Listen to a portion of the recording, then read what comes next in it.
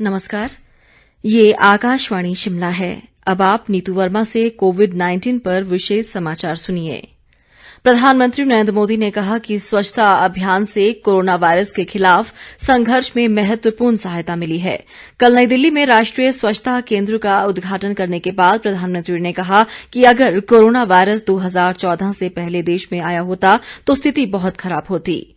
प्रधानमंत्री नरेंद्र मोदी ने कहा कि देश के बच्चे बच्चे में पर्सनल और सोशल हाइजीन को लेकर जो चेतना पैदा हुई है उसका बहुत बड़ा लाभ कोरोना के विरुद्ध लड़ाई में मिल रहा है। प्रधानमंत्री ने कहा कि स्वच्छागृह ने कोरोना के खिलाफ लड़ाई में हमें बहुत बड़ा सहारा दिया है। मुख्यमंत्री जयराम ठाकुर ने कहा है कि राज्य सरकार कोरोना महामारी पर नियंत्रण के लिए हर संभव कदम उठा रही है। उन्होंने कहा कि सरकार ये सुनिश्चित बना रही है कि महामारी के इस दौर में भी विकास कार्य प्रभावित न हो।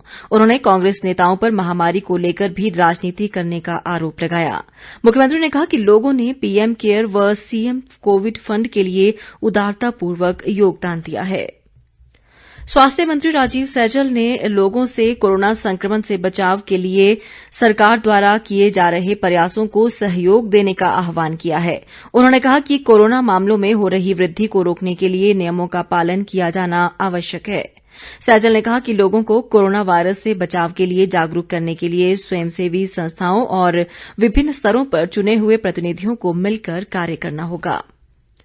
केंद्र ने राज्य सरकारों से कोविड-19 से होने वाली मौतों को कम करने के लिए हर संभव प्रयास करने को कहा है।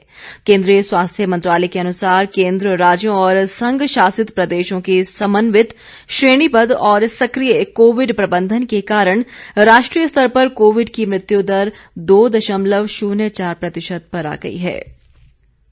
प्रदेश में कोरोना संक्रमितों की संख्या बढ़कर 3,304 तक पहुंच गई है।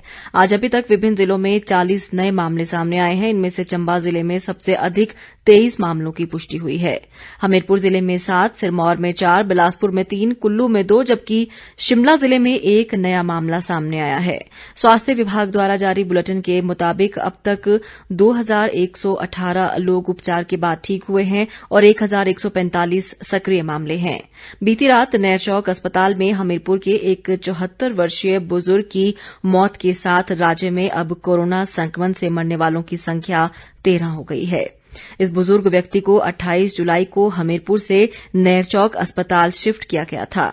ये व्यक्ति किडनी व हृदय रोग संबंधी गंभीर बीमारी से भी ग्रस्त था। मंडी के उपायुक्त ऋग्वेद ठाकुर ने इस बात की पुष्टि की है। चंबा जिले में 2 दिनों में करीब 70 कोरोना मामले सामने आने के बाद प्रशासन हरकत में आ गया है। ऐसे में शहर के भीतर वाहनों की आवाजाही के अलावा लोगों के आवागमन पर प्रतिबंध लगा दिया गया है।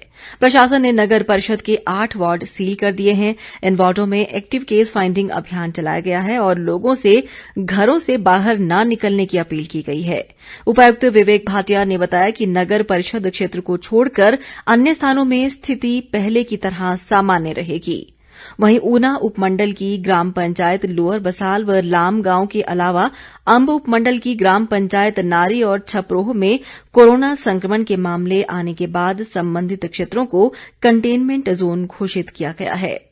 उपायुक्त संदीप कुमार ने बताया कि कंटेनमेंट घोषित किए गए क्षेत्रों में तुरंत प्रभाव से आगामी आदेशों तक कर्फ्यू में ढील नहीं दी जाएगी।